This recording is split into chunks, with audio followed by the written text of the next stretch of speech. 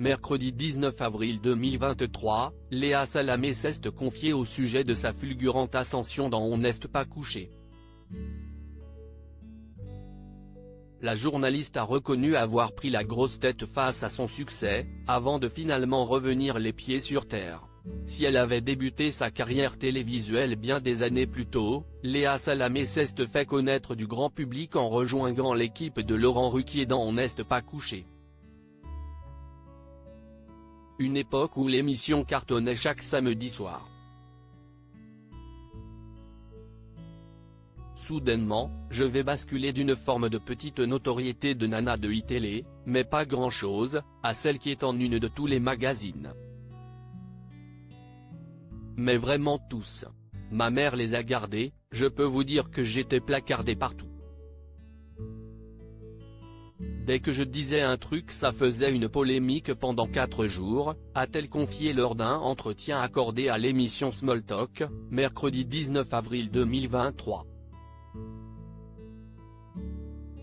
Celle qui est désormais à la tête de Quelle époque sur France 2 a révélé avoir pris la grosse tête à cette période d'ascension professionnelle pour elle, et là, j'avais 34 ou 35 ans, forcément il y a un moment où on est désaxé. Et si est à ce moment-là qu'on croit que ces questions sont plus importantes que les réponses, de l'invité, et qu'il y a eu un petit craquage. Ça n'a pas duré très longtemps, mais sans doute quelques mois, a-t-elle confié. Léa Salamé face à elle-même au cours de cette période, Léa Salamé s'est sentie grisée par cette notoriété, absolument.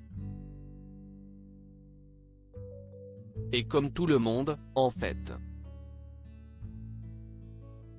Les gens qui vous diront « non » sont des menteurs, a-t-il reconnu.